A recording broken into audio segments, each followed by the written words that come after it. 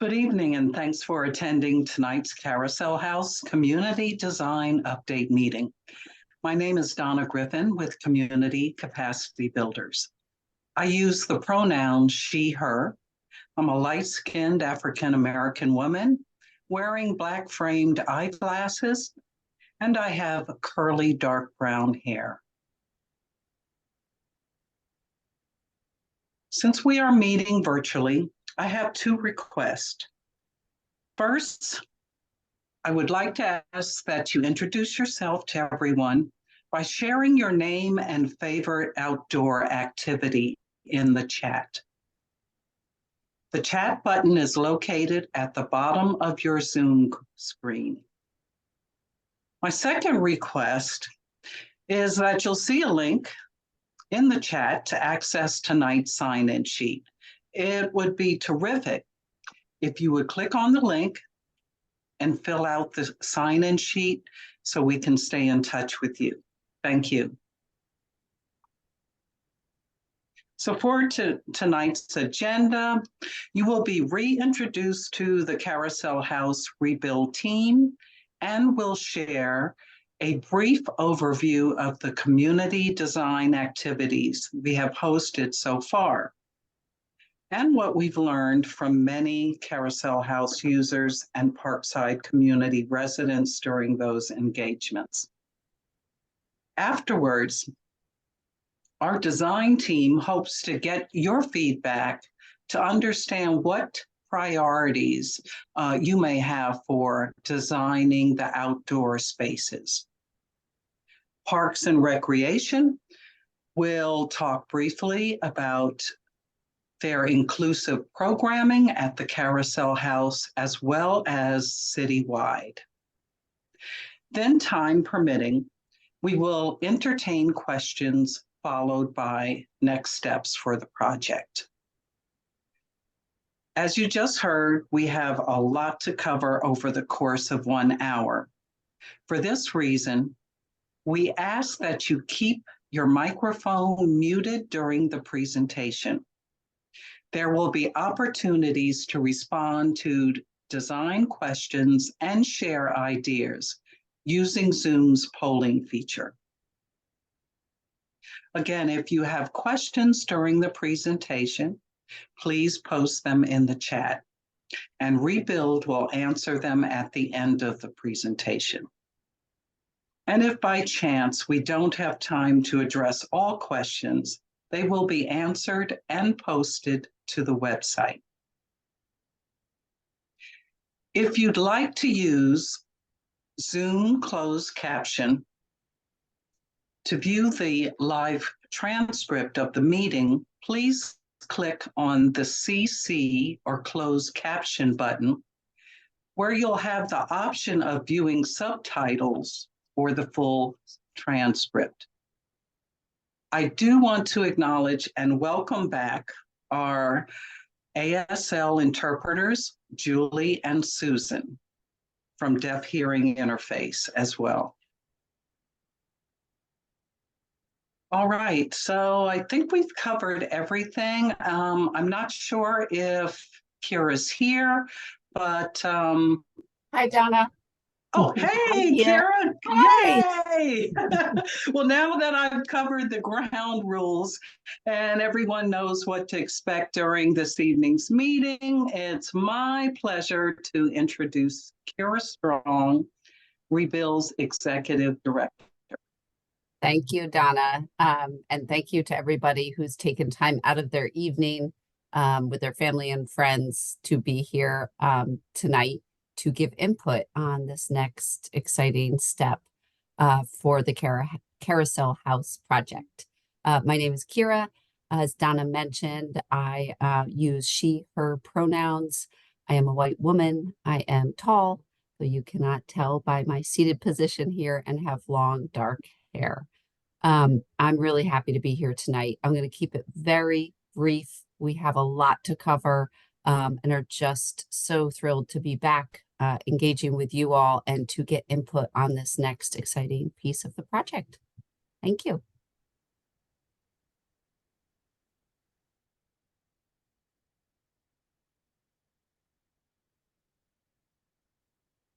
All right, good evening, everyone. My name is Amanda Colon Smith. I am the Community Engagement Director with Rebuild. I am an African American woman with glasses and locks in my hair. I use she, her pronouns, and I'm so excited to reconnect with you all tonight on the next steps for the Carousel House project. You can go to the next slide. I'm going to do a quick overview just to recap some of the focus of the project and the team that's involved here.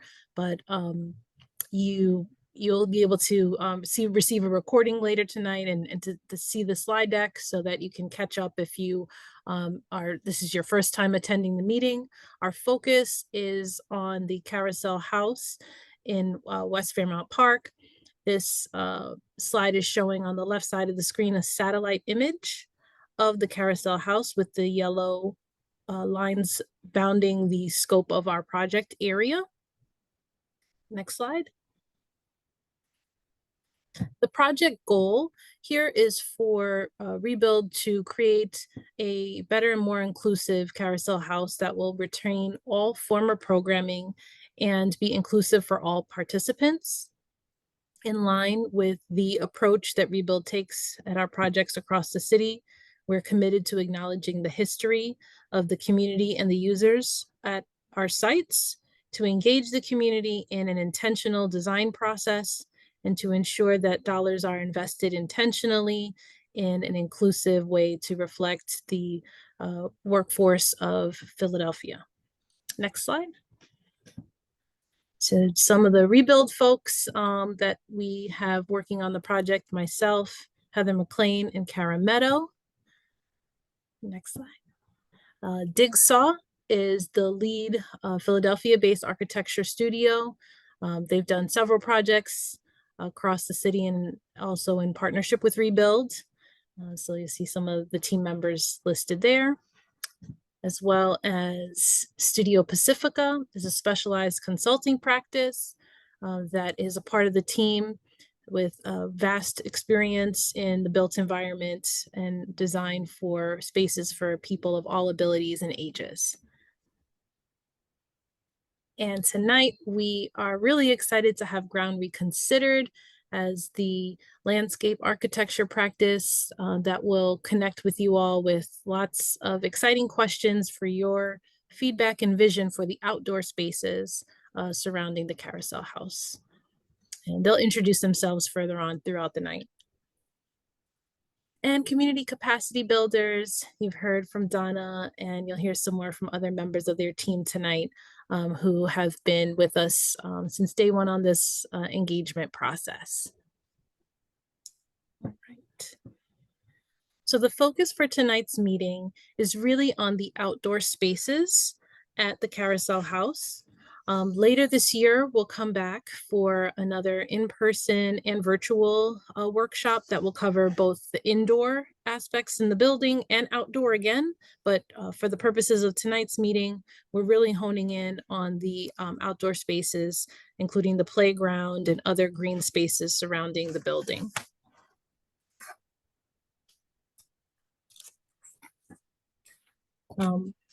Really as a catch up for those who again, maybe have been, this is your first meeting or you haven't checked in a little while. We're really recapping about where we have been since the last public meeting in 2023. We took a lot of the feedback that we heard from you all to continue developing the building interior floor plans. Since that time, and really over the last couple of years, as inflation has really impacted a lot of the construction and building field, we continued to cost estimate where the designs were headed. And those cost estimates were coming back pretty high above budget. And so our team worked really diligently with Digsaw and with Ground Reconsidered to bring some things back in line with those schematic drawings to make sure that we could deliver this project for the community on budget. In that process, we've been prioritizing the return of those essential program spaces, and we're really now trending in the right direction. And so this was really the right timing to come back, and we appreciate the community's patience. As this is really a unique and large project, this project at the Carousel House will be one of the largest investments for rebuild to date. And so as we continue to manage the budget and the sense of urgency, we're also really focused on delivering on those community priorities that we have heard from you. And so we're trying to make sure nothing has to, be sacrificed regarding those key priorities of those essential program spaces. Next slide. All right, I'm going to pass it to Jenny from Community Capacity Builders. Great, thanks so much, Amanda. Hi, everyone. My name is Jenny Chen. I use she, her pronouns. I'm an Asian American woman with Black hair and glasses. And I'm here tonight with Community Capacity Builders, or CCB. As Amanda mentioned, our team has been supporting engagement for the Carousel House Rebuild project. And I'm going to talk about the meetings that have taken place so far and what we've heard from you, especially around the outdoor spaces at the Carousel House. So since November 2021, we've engaged more than 400 Carousel House and Parkside stakeholders in a variety of events to learn about your priorities for this design process and for the new facility. Most recently, we hosted a design workshop where people reviewed proposed layouts for the Carousel House and shared their ideas. Many of you may have also participated in the Percent for Art discussion a few months ago to start thinking about the public art that could be installed in or around the building. This project is going to serve a diversity of people. So we're involving a lot of different stakeholders, including the Carousel House staff, the advisory council, people who participated or led programs and athletic leagues, as well as service providers and advocates in the disability community. We've involved Parkside organizations, as well as neighborhood institutions, residents, and political leaders.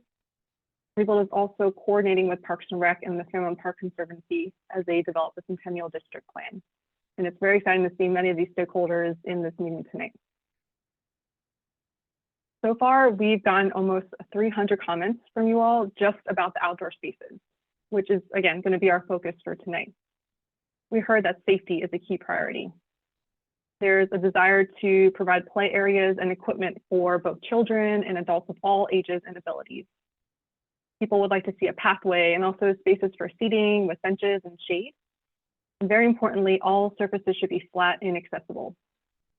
We're excited to show you how these priorities are being addressed in the draft design for the outdoor spaces. And for that, I'll pass it to Kara now to share more.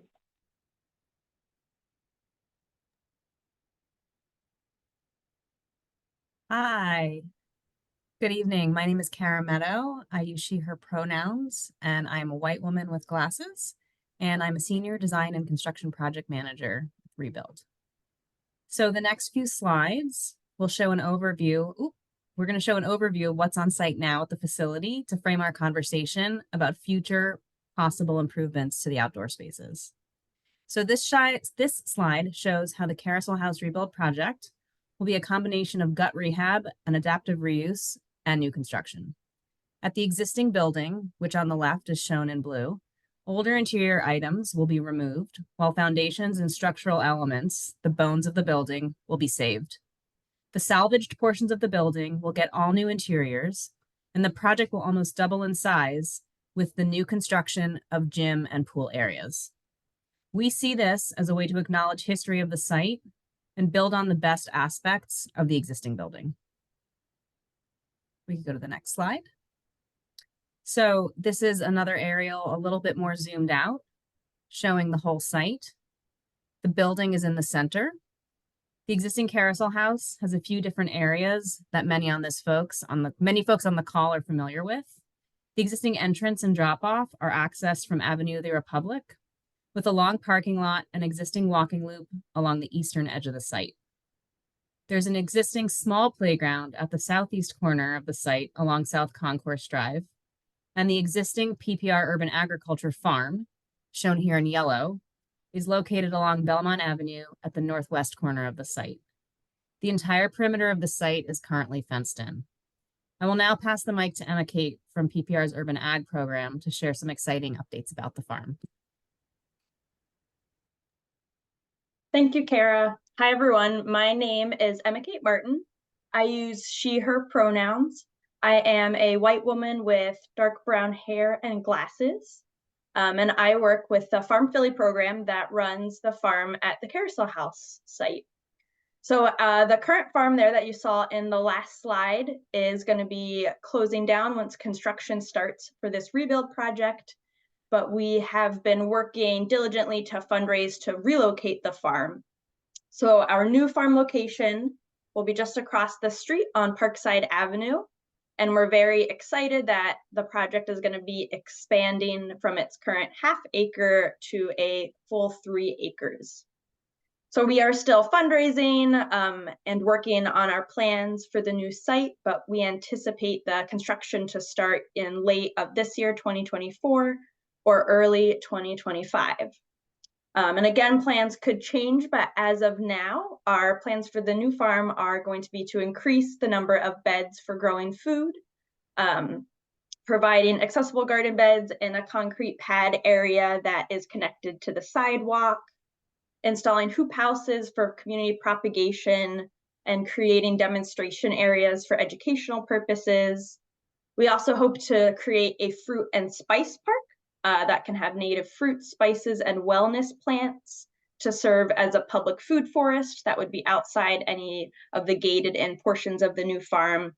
And then we will, of course, continue having educational programming, demonstration programming, teaching about conservation, food growing practices, as well as host a variety of community events. And then on the next slide, you can see the current Carousel House and the farm. And then if you hop across Belmont on Concourse Avenue, you'll see our new farm location where we'll be able to, again, take up to 3 acres of this stretch and continue and expand a lot of our existing educational and community programming, which is exciting for us. It stays within our Farm Philly area. So right across Belmont is our field office, as well as an upcoming project that we're about to begin construction on, which will be an agriculture resource center, tool library, and workshop space as well. So on the next slide, if you are interested in giving us input, have questions or feedback about the farm proposal, we will be doing a public engagement process throughout the year. So you can check back for updates or sign up for our newsletter on our website, farmphilly.org. And you can also reach out to us via our email, farmphilly@phila.gov. So thanks so much, everyone, and I will be passing it to Julie. Hi, everyone. My name is Julie Bush. I am a landscape architect from Ground Reconsidered. I go by she, her pronouns. I am a white woman with brown and gray hair and glasses. So the next few slides show the proposed new site components at the new Carousel House. So the new facility is going to have a new, larger playground with play equipment and shady grassy areas. The playground area is shown in blue in the slide on the screen. It will have a drop-off area for cars and vans to get people close to the main entry, and it will have a new, larger parking lot. Next slide. The main entrance is shown with a red star. It faces neighborhoods to the south, and it's closer to South Concourse Drive. So this is where visitors will enter during normal facility hours. The secondary entrance is shown with the blue star. It faces the north, and it will be used for bus drop-off when the facility holds big events such as the wheelchair basketball tournaments. It is very close to the bus parking zone along Avenue of the Republic, which I'll highlight in a future slide.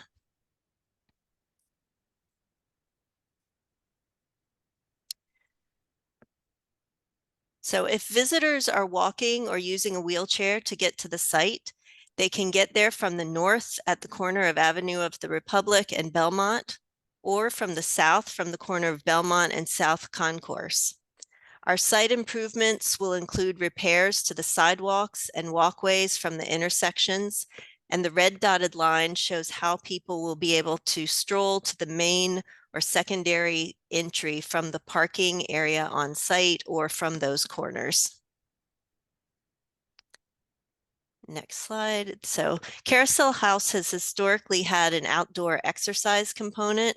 So the loop that you see here in the black dashed line is about 1/3 of a mile. So people can walk or stroll around that loop 3 times and it will equal a mile. And so this helps bring back a piece of that historic outdoor exercise component. It also helps with the connection to the rest of Fairmount Park, improving a lot of these walkways through the site. Next slide. And if folks are visiting the site by car or van, they will drive into the parking lot from Avenue of the Republic.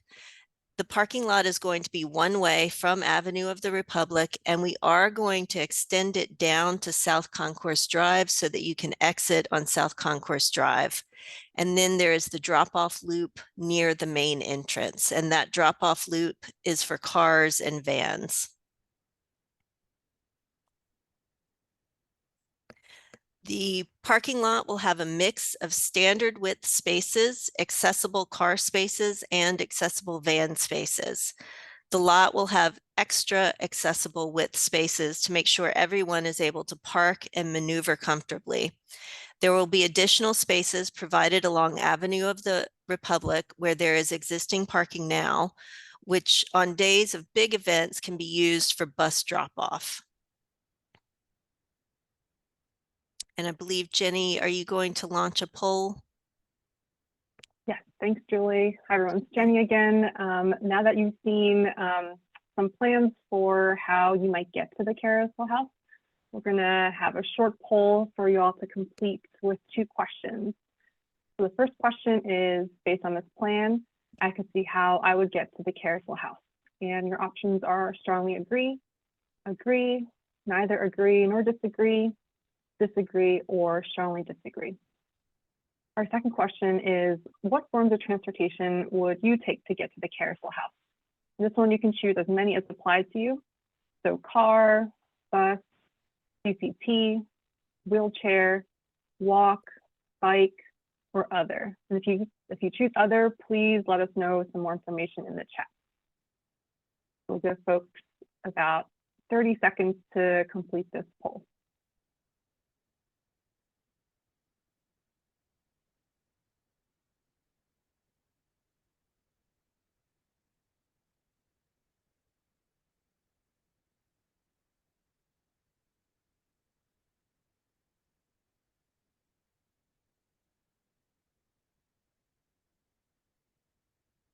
All right, if you haven't already, please submit your answer. I'm going to end the poll and we'll show the results.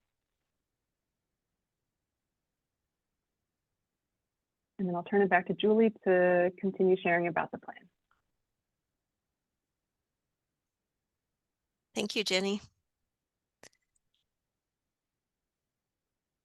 Okay, so the proposed renovation at Carousel House will reduce the amount of perimeter site fencing to make the project feel more connected to Fairmount Park. So right now the fence goes around the entire site. We are going to relocate it so that the fence is just around the playground area and just at the parking lot area. We are also going to add cameras, security cameras, and lighting for additional safety. Next slide. The intent is to save as many healthy old growth trees as possible, and the design also adds new trees across the entire site. The trees will provide shade, landscape interest, and opportunities for exploration and play. Some of the smaller fruiting trees will be relocated to the farm in the new location, but other larger fruiting trees that can't be transplanted will remain on site in their current location.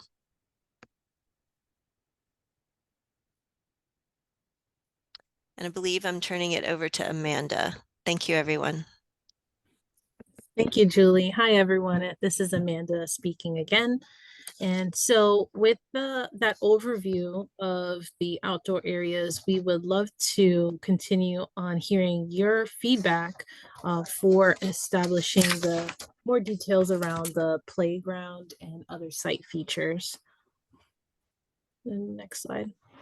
So the new play area, the goal is for this to be an inclusive and welcoming space that can really connect for all different users, children ages 2 to 12 for all abilities, adults with physical disabilities, adults with intellectual disabilities, adult caregivers with disabilities, and really, you know, if we're missing any communities, please add them in the chat. We really want this to be an inclusive space for all, and in general for there to be more inclusive equipment and other spaces for inclusive connections and play. Next slide. So again, kind of honing in a little closer here, we have a zoomed in map of the playground area and the surrounding ways to get into this part of the site. The dashed red lines reflect access pathways from the parking lot and from the front entry. The dotted black line around the playground represents a low 4-foot fence that will be included for safety. Where the dotted black line and the red lines intersect at those pathways, there'll be gates that can be opened and closed by the public to come into the playground. The playground area will be a mix of playground equipment as well as spots for sitting, talking, and being in nature. The idea and the goal here is for the playground area to be nice and shady, as it's right underneath some existing mature canopy trees. The arrangement of the safety surface represented by the blue teardrop shape can be integrated with grassy areas as well as hardscape concrete paths and other areas. On the sort of nook in between the corner of the building, you'll see, thank you for the circulation there on the tables and benches. Will provide a sitting area in between the playground and the building. One of the other elements that we are including as a part of the building floor plan in the light blue starburst shape is for a restroom that can be accessible to the playground so that folks can go in and out from the building to the playground very easily during hours when the building will be open. Okay, awesome. So now we are going to launch a series of polls to get your feedback. They're going to try to hone in on different users, different types of furniture and equipment for those different user groups. The first one will be about types of play for people of all ages and abilities. The next poll will be about play activities specific to children. The third one will be about activities for adults, including some play and other types of opportunities. And then the last one will be just really open-ended for all to respond to. All right. The first poll is focused on what should be the primary activities in the play area. I'm going to describe each of the images and choice options, and then the poll will launch. The first image on the top row on the left is of physical challenges. This image is showing young children on a roller style sliding board with overhead handles, and it's meant to be an example of play equipment that encourages exercise and physical exertion. The second image in the middle of the top row is of gathering and relaxing. This image shows 2 adults at a picnic table under trees. This is an example of furniture that allows for socializing.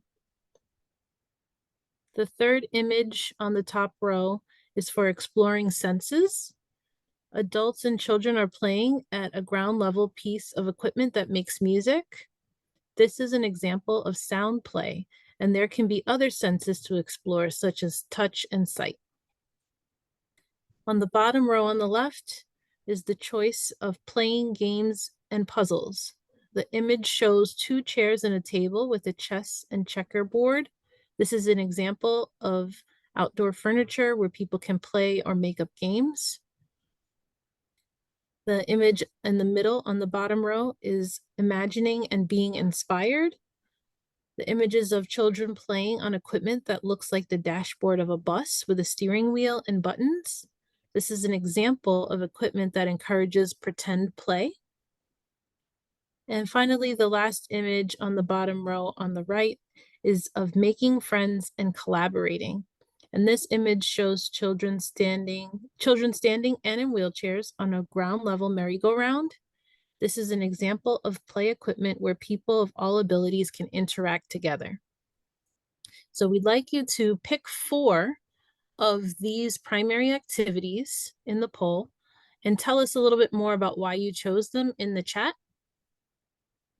And Heather from our team is adding those descriptions again into the chat if that's helpful for you in making your choices.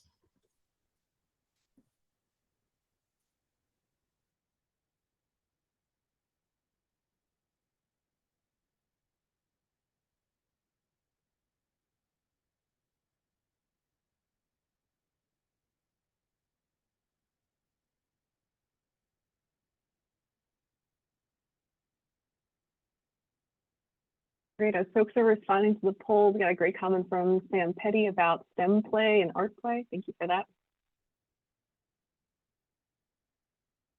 We'll keep the poll open for say 10 more seconds.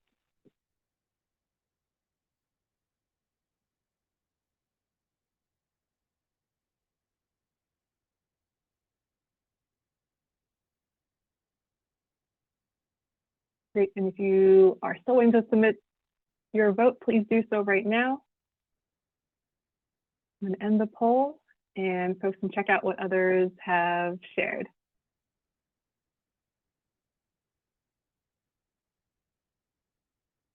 Amanda, back to you. Awesome. Thank you, Jenny. All right, so we're going to move on to our next poll activity, which is focusing more on children and how do children like to play. Every community and every group of kids is different, and so we'd love for you to pick 4 and tell us more also in the chat. I'll describe the options and the descriptions for each. On the top row on the left, we have spinning. The images of a group of children on a large spinner.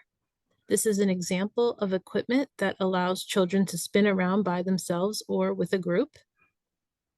The second image in the middle on the top row is of swinging.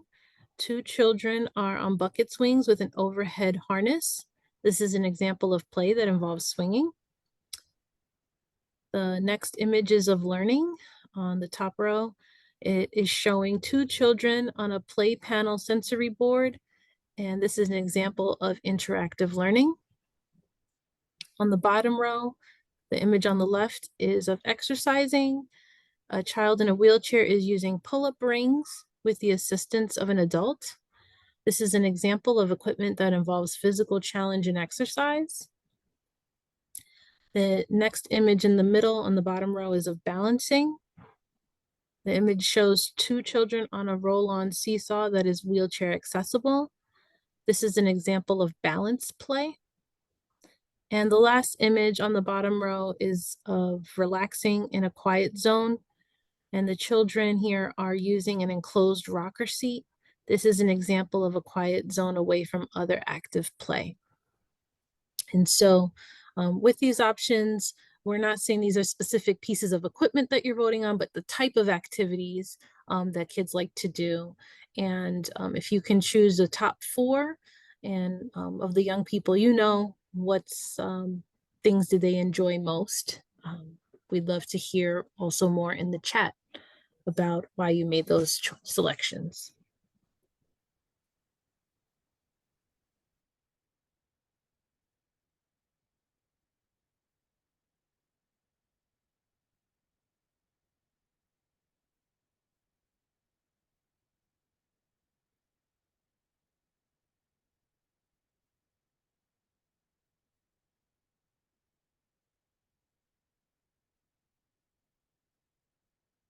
All right, we'll keep the poll open for 10 more seconds.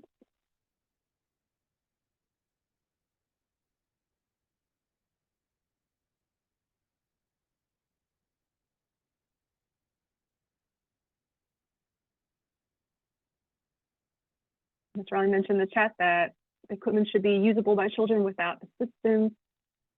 Sam mentioned pump track obstacle course. So these are, I'm gonna end the poll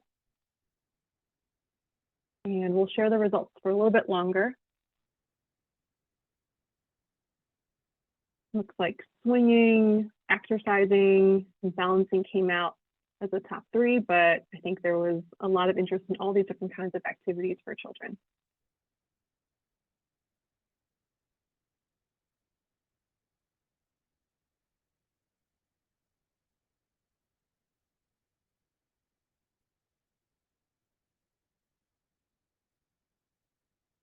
All right, and Amanda, I'll turn it back to you for our second to last question. Awesome. All right, thanks to everybody for your continued feedback and ideas. The next poll is about which outdoor activities should be available for adults with disabilities. Pick 3 and tell us more in the chat. These are really inclusive ideas that, you know, hopefully everyone can participate in. The first image on the top on the left is labeled games and puzzles. The image shows 2 adults playing chess at a small table. This is an example of a game or a puzzle activity. The next image in the middle on the top is of playing. An adult and a child in this image are standing at a vertical spinning wheel. This is an example of an adult play equipment piece. On the far right of the screen is an image labeled making music. An adult in the image is doing hand drumming on hollow metal tables and chairs. This is an example of equipment that can make music and also can double as cool furniture. On the bottom on the left, there's an image labeled walking and enjoying nature. It shows 2 adults walking together along a wooded path. This is an example of a feature that can connect users to the nature at the Carousel House and in West Fairmount Park. The middle image on the bottom is of hanging out. 2 people are shown sitting next to each other, one on a bench and the other in a wheelchair. This is an example of an outdoor area for informal seating and gathering. So with this poll, again, please choose the top 3 that interest you and tell us more in the chat.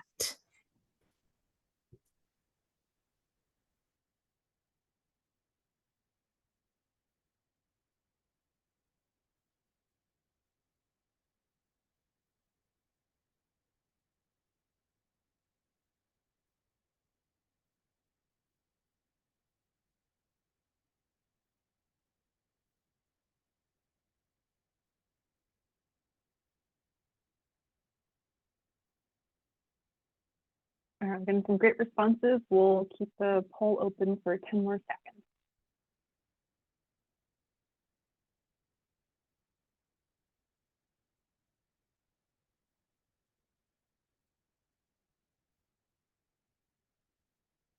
I'm going to close the poll. Feel free to also share any ideas you have in the chat. And these are the results. It looks like the most popular activities were making music, walking and enjoying nature, as well as games and puzzles. And Smith has another great idea in the chat about exercise equipment for adults with disabilities too.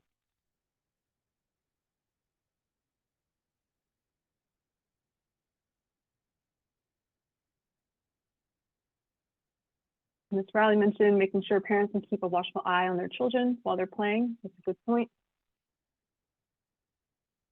And Kathleen mentioned the restorative benefits of nature. Love these. Thank you all so much for your great ideas and your input. We'll move on to our next and final question.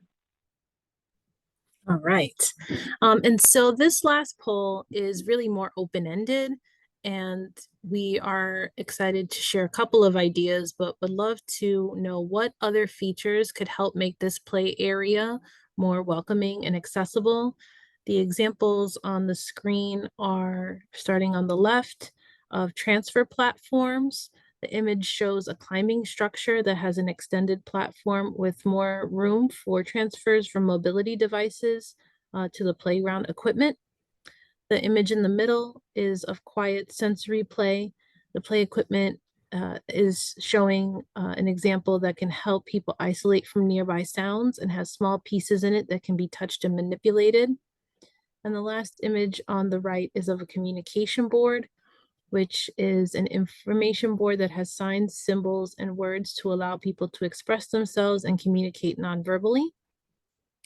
This poll is not about choosing, but just sharing any examples that you have interest in with these, or anything else with other features that would help make the play area more welcoming and accessible.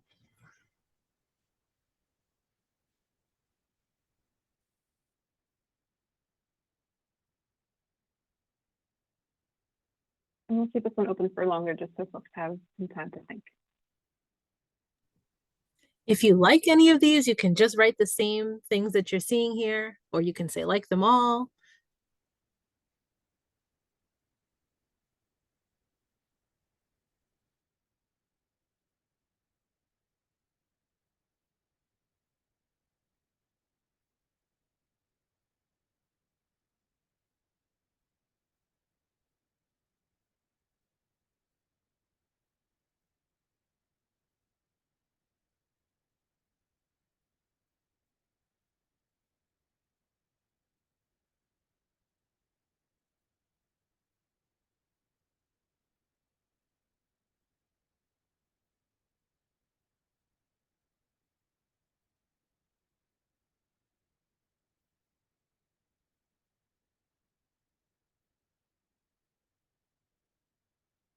All right, looks like folks are sharing some ideas. We'll keep this one open for 15 more seconds.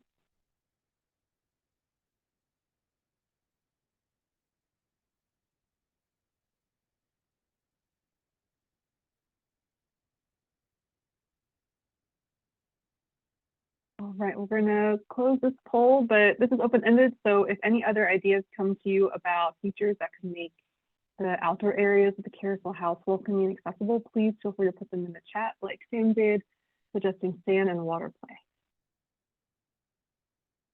Let's see, I'll see if I can share results. Although I think it might just be saying that we've gotten responses. So if you're really excited about your idea and you want to share it with others in the Zoom, feel free to copy it into the chat if you'd like. Thanks, everyone.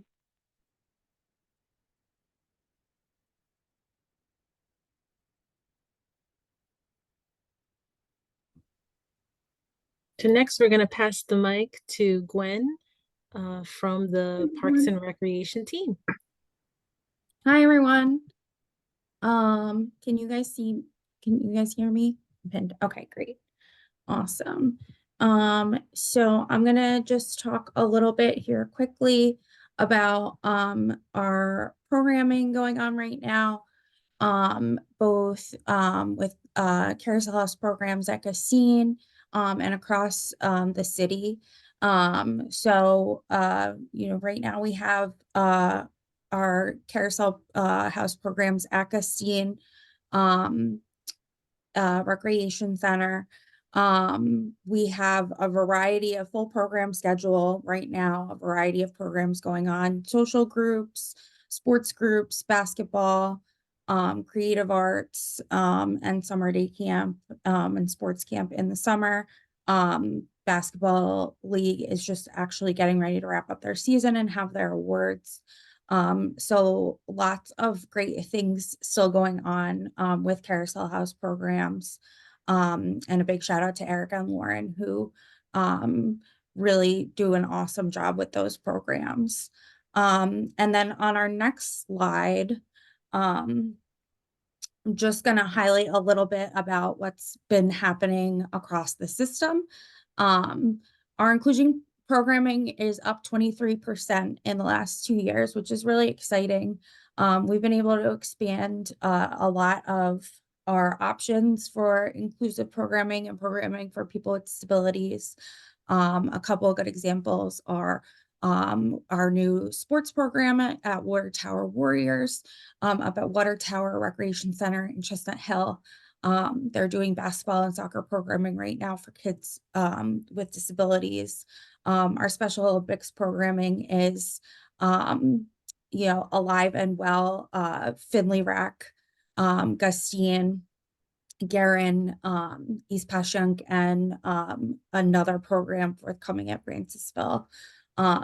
So we're really excited to share about our programming and the successes we've had in the last 2 years. And then also, we wanted to share about our inclusive playgrounds and our inclusive playground equipment, because that was our theme tonight, the playground and the outdoor space at the new site. So here is a little snapshot of a map of Philly. And each little blue dot that you see there is a playground or recreation center that has had inclusive equipment added to their playground, or their playground has been renovated or redone in the past few years. And this might be a low number, but over 60 of our playgrounds does have some kind of inclusive equipment. So whether that's an inclusive swing, a spinner or a rocker that's been added, or potentially, a site with brand new equipment that has multiple options for inclusive playground equipment. And on our next slide, you'll see an example of one of our existing playgrounds that has inclusive equipment. It's in Grays Ferry. And as you'll see there from the photos, we have some interactive sensory play equipment with the music there. That's also a roll up ground level play element there. And one of our rockers and our spinners that have the supportive seating. So this is just a really great example of some inclusive play equipment. We're actually going through right now and trying to develop a pretty exhaustive inventory of inclusive play equipment and accessibility data across PPR. So stay tuned for that. That'll be another exciting development we'll have. And we're just really excited to continue to work with Rebuild and CCV and everybody who's working on this project, to get that new building up and running. So I think I'm going to pass it back to Amanda. No, is it to Kara? To Kara. Sorry. Oh, this is Kara again. Thank you, Gwen. So we're going to talk about next steps now. We can go to the next slide. So just wanted to share a little bit about overall timeline. So right now, where it says we are here, we're in the middle of design, and we're moving between steps 3 and 4. We're moving out of the draft schematic design phase, again, with input from everyone here tonight, and into final design. Later this year, we'll come back to the community for one more round of public meetings and engagement for both building interiors and final design of site elements. Rebuild is currently targeting contractor bidding by the end of 2024, and we'll know more about the total duration for construction once we receive bids. Our goal and hope is for construction to begin in 2025 with a goal of project completion before the end of 2026. And with that, I will turn it over to Donna from CCB for some Q&A. Thanks, Kara. I believe we have answered all of our questions. We only had a couple of questions today, and they've been addressed. So I just want to check to see if last call, right, for last minute questions. If you want to drop them in the chat, we'll answer them. And can we go to the next slide?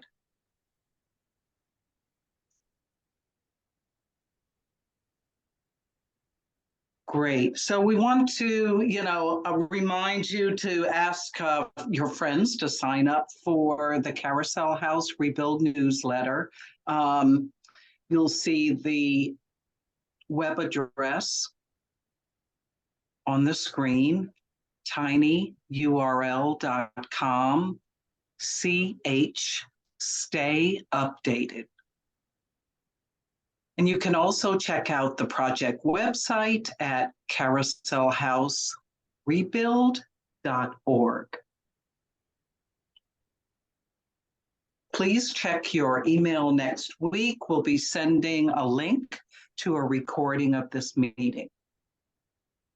And stay tuned for the next design workshop as the site and building plans continue to evolve.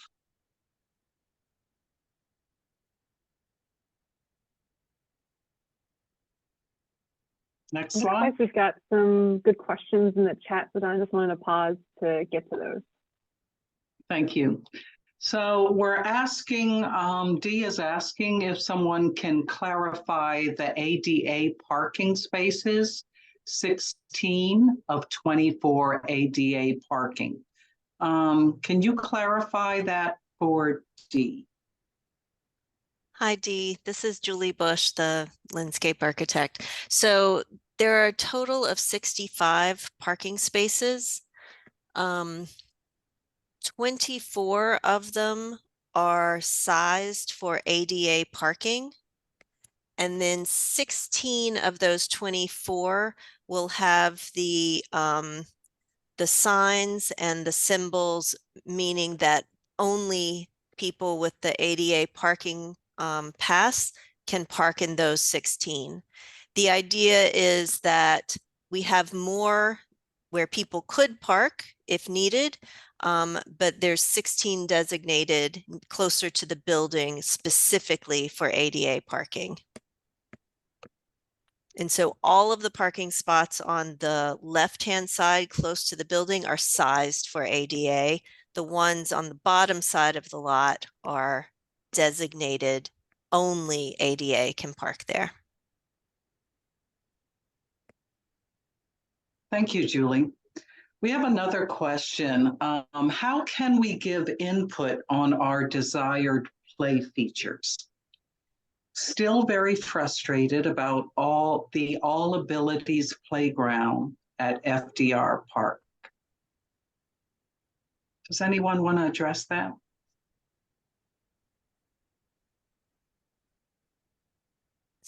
So I can address there will be more opportunities to give feedback on play features. We need to continue with the design. We've gotten some good feedback tonight, but we will continue with the design and come to you with more specific playground options for the play equipment. And I don't think I can speak to the FDR Park one.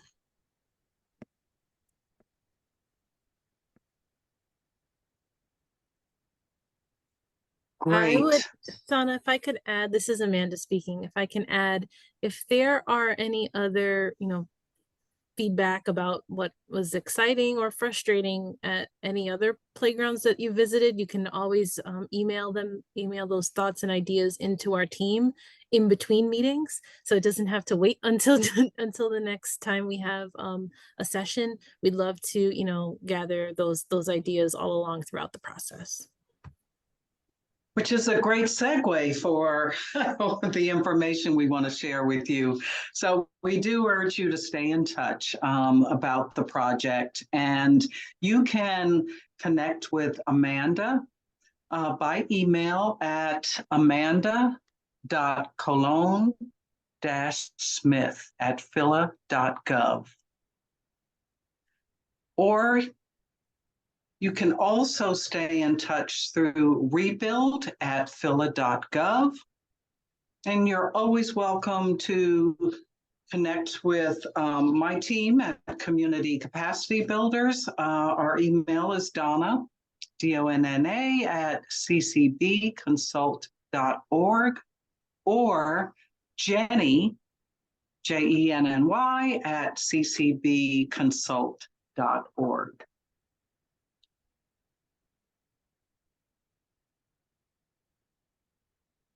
Okay, great. Well, we said we were going to end at 7:30, and it is 7:28. So I want to thank everyone for taking time out of your evening to join us and get some updates on the Carousel House Rebuild project, and we look forward to seeing you soon. Thanks all.